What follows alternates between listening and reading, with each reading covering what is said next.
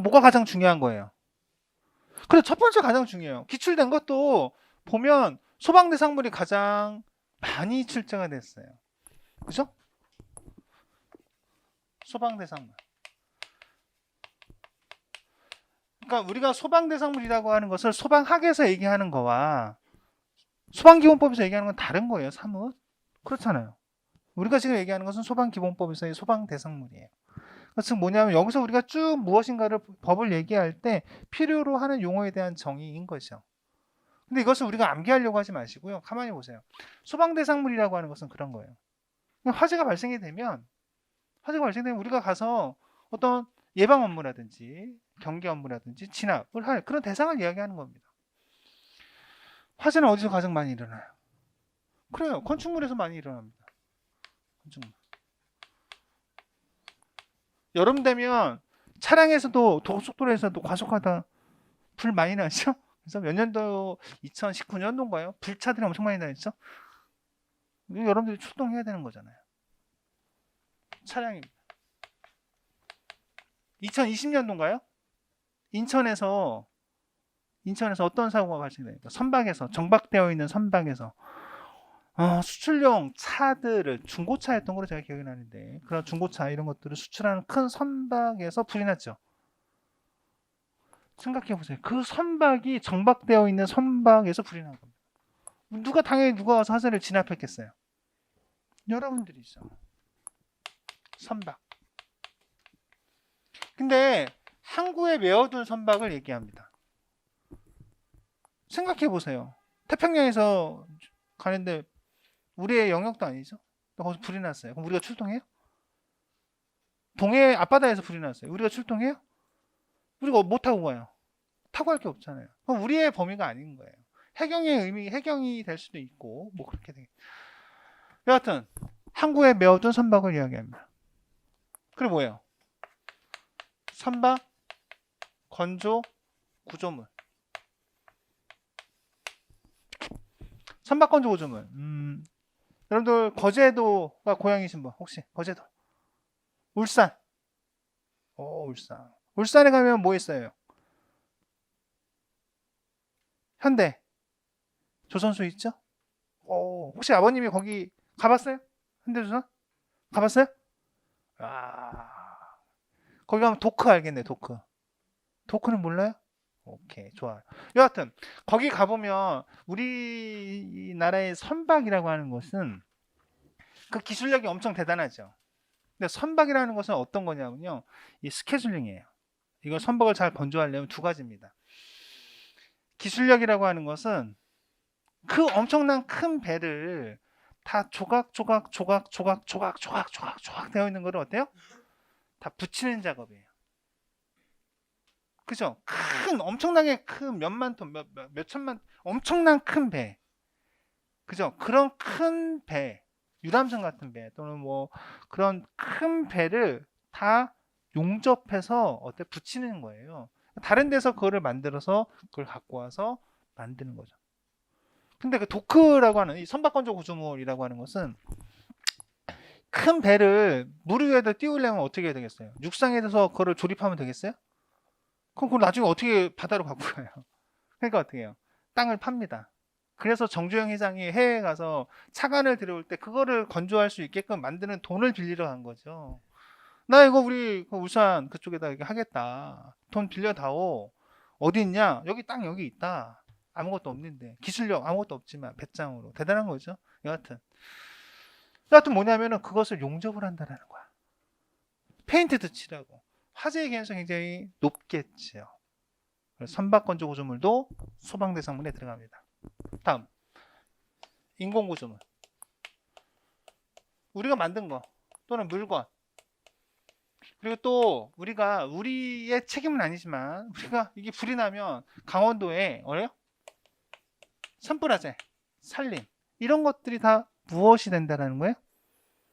소방 대상물이 되는 거예요. 이거는 뭐 암기할 게 아니에요. 시험 문제 많이 나왔던 건 이거죠. 오케이? 자, 하지만 여기서 우리가 좀 더 참고해서 봐야 될 것은 아마 여기 우측에 가보면 특정 소방 대상물이라고 하는 것이 나왔습니다. 자, 특정 소방 대상물이에요. 자, 소방 대상물이 있고 우측에 보면 시크릿 노트에 특정 소방 대상물이에요. 소방 대상물인데 소방 대상물은 뭐라고 했어요? 이것을 우리가 이야기합니다. 건축물, 차량, 선박 건조 구조물, 인공 구조물, 물건, 산림. 자, 메시지 하나. 이거는 지금 여러분들이 엄청 중요하지만 이걸 암기하려고 하지 않으셔도 된다라는 거예요. 몇십 번 그런 걸 보게 돼요. 그러니까 자연스럽게 소방 대상물 하면 건축물, 차량, 선박 건조물, 인공 구조물, 물건, 산림 뭐 이런 식으로 쭉 한 번 정도 보면 되고 요 내용 포인트만 잊으면 돼. 태평양 우리가 갈 필요가 없구나. 그죠? 항구에 메어둔 선박만을 이야기한다. 요거만 우리가 기억하시면 돼요. 자, 그런데 이제 그 다음에 우리가 이야기하려고 하는 게 소방 대상물인데 그 우측에 시크릿 노트에 보니까 하나를 미리 갖고 왔어요. 예습이에요. 예습. 근데 여러분들은 저랑 공부를 하면서 지금은 예습을 할 필요가 있다 없다? 없습니다. 철저하게 제 수업을 듣는 분들은요, 배우지 않은 것은 아예 볼 필요가 없고요. 복습도 조금만 하면 돼요. 제 생각에 지금 여러분들이 공부를 하실 때 제 수업 들은 시간의 반 정도만 복습을 하시면 돼요. 반. 그 정도는 해야 됩니다. 지금. 반 정도라고 하는 것은요. 8시간 우리 주간에 듣죠? 4시간은 해야 됩니다. 필수가 된 사람. 예전에 제가 한 3시간 정도 이야기를 했던 것 같아요. 3시간. 하여튼 뭐 여러분들 그 정도는 하셔야 돼요. 예습은 필요 없다. 복습은 해야 되는데 제가 이거를 언급을 해놓은 것은 소방 대상물도 있고 특정 소방 대상물도 있어요. 근데 이게 엄청 중요하고 다른 의미를 가지고 있는 거죠. 자, 소방시설이라고 하는 것이 나옵니다. 밑에 가서 보세요. 소방시설을 설치하여야 하는 소방대상물. 이러한 소방대상물 중에 그죠? 소방시설이라고 하는 참 오늘 많이 나오네요. 소방시설. 그죠? 여러분들한테 노출이 되는 거예요. 소방학적으로도 굉장히 중요하죠. 자, 소방학, 소방관계법규를 떠나서 여러분들이 이제 필요로 하는 거는 이것만 알면 되겠어요. 현재 사항에서 소방시설이라는 걸 공부하고 있지 않은 사항에서는 그냥 소경, 피소소가 됩니다. 소, 경, 피, 소가 돼요. 여러분들은 이제 저하고 배우면 특별하지 않으면 소방시설하면 소경, 피소소가 됩니다. 소, 경, 피소소. 아까도 보면 우리가 이분법의 법명이 뭐였어요? 화재 예방, 소방시설 설치 유지 및 안전관리에 관한 법률이죠. 거기서의 가장 키워드는 뭐예요? 소방시설이에요. 그게 좀 궁금하지 않았어요?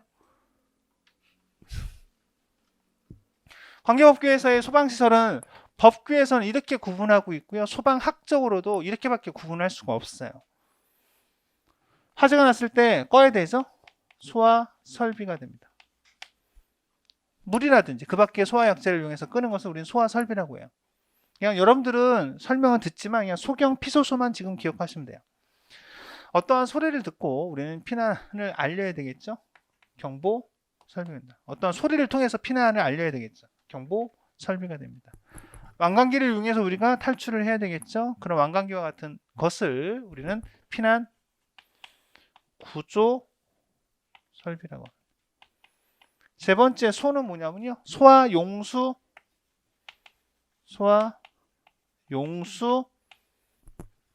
설비가 됩니다. 자, 정확하게 소화 용수 설비. 이건 제가 이렇게 박스 쳐드리겠습니다. 나중에 오늘 거기까지 안 날 것 같은데 여하튼 소화 용수 설비가 있습니다. 마지막으로 소화 활동 설비. 여러분들이 사용하는 거예요. 여러분들이 사용한다는 것은 본격적인 화재 진압을 위한 거죠.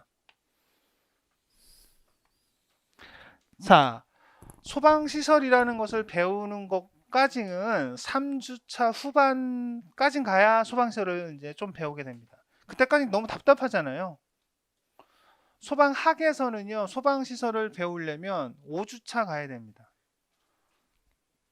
관계법규에서는요, 3주차 가야 소방시설을 배우게 돼요. 너무 좀 답답하잖아요. 계속 소방시설이 나올 텐데. 그것이 뭐다? 소경, 피, 소가 됩니다. 뭐다?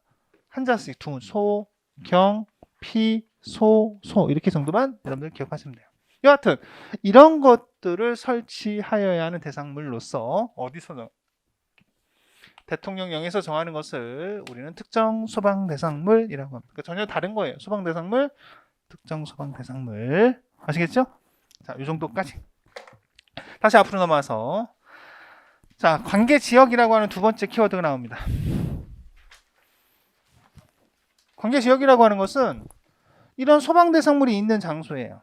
소방 대상물이 있는 장소 또는 그 이웃 지역으로서 어떠한 필요한 지역 거기다 묻죠. 그러니까 소방 대상물만 있다고 해서 그것이 관계 지역이라는 표현을 쓰는 것이 아니라 있는 장소 지역으로서 어떤 예방이라든지 경계 진압, 구조, 구급 등의 활동에 필요한 지역을 우리는 관계 지역이라고 합니다. 자, 관계인이라고 하는 것은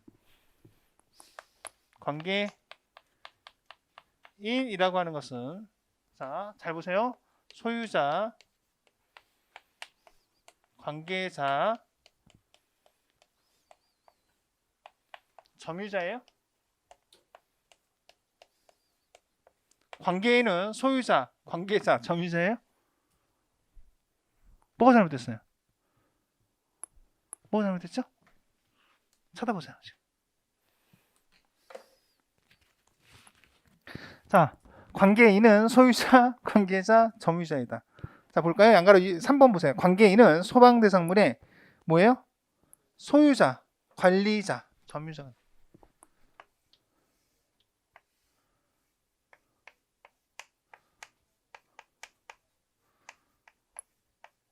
법에서는요? 관리자는 관계자랑 비슷한 거 아니에요, 교수님. 뭐 맞다고 해도 되는 거죠. 개떡이다. 그런 거 없어요. 법규는 그런 겁니다. 내 마음대로 되고 안 되고가 아니고요. 약속이에요. 그렇죠? 약속이기 때문에 기술되어 있는 거대로 그대로 가는 겁니다. 특히 용어에 대한 정의에서는. 그래서 법규에서는요. 이번에 그런 것이 나왔어요. 이번에 2021년도 소방기본법은 아니지만 119 구조구급에 관한 부분에서 특수 구조대에 대한 내용의 종류가 나왔습니다. 다음 중 특수구조대에 해당되는 것인가 해당되지 않는 것 이렇게 나왔어요. 특수구조대는 어떻게 기술이 되냐면 이렇게 됩니다. 화수고산지예요. 화, 수, 고, 산, 지가 됩니다. 2021년도 소방 간부 문제입니다. 화학구조대,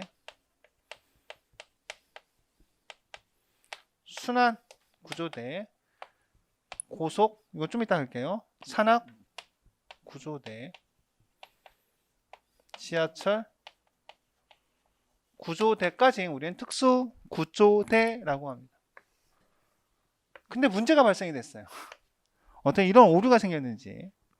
저는 문제가 보고서이 평이하게 보고 갔는데 나중에 이제 정확하게 보니까 이 문제 답이 전체 정답 처리가 돼버렸어요. 간혹 법규에서는 그런 문제들이 발생이 됩니다. 뭐였냐면 우리가 서울에서 부산 갈 때 무슨 도로를 이용해요? 그죠? 고속도로, 그죠? 고속도로, 고속도로 구조대라고 썼습니다. 고속도로에 있는 구조대예요. 그런 의미예요, 사실은. 하지만 그렇게 도로라고 하는 것을 고속도로라고 표현하지 않습니다. 뭐예요? 고속 국도 구조대입니다. 무슨 뜻인지 아시겠어요? 이것 때문에 고속국도와 고속도로는 다른 거예요. 특수구조대에서는 화수고산지라고 해가지고 고속국도 구조대가 있는 거지 고속도로 구조대가 있지 않아요. 실수였던 거죠. 출제위원도, 검토위원도. 왜? 우리는 항상 고속도로라는 표현을 쓰니까. 이게 법의 과목에서는 어때요? 그래서 전체 답이 없었던 거예요. 그래서 전체 정답 처리가 된 거죠. 이거 하나 때문에. 그러니까 우리는 법조문을 볼 때 이런 거라는 거예요. 이런 거를 저는 뭐라고 하냐면 숨은 그림 찾기라고 합니다. 그러니까 이런 것에 스트레스를 받지 말라고요. 처음 공부하시는 분들은요. 전체의 의미를 파악하기도 힘들기 때문에 이거를 파악하는 데 집중해야 되지. 지금 제가 이렇게 이야기하는 것은 나중에를 위해서 제가 미리 이제 여러분들이 법조문을 보는 자세 정확하게 봐야 된다라는 거예요. 관계인이라고 하는 것은요, 집에 주인이 있어요. 그럼 소유자를 얘기하는 겁니다. 거기에 내가 전세 들고 살고 있어요. 점유자를 얘기합니다. 거기에 보면 어때요? 그 건물에 관리자가 있어요. 그죠? 뭐 있어요? 뭐 아파트라고 하면 관리 소장님도 계실 거고, 거기에 전기 기계 담당하는, 소방 담당하는 분들이 계시죠? 그게 뭐예요? 관리자. 이런 분들을 포함해서 우리는 뭐라고 한다? 관계인이라고 합니다. 그래서 법조문을 읽다 보면 관계인이라는 표현을 많이 써요. 그건 누굴 얘기하는 거예요? 소유자, 관리자, 점유자를 이야기합니다.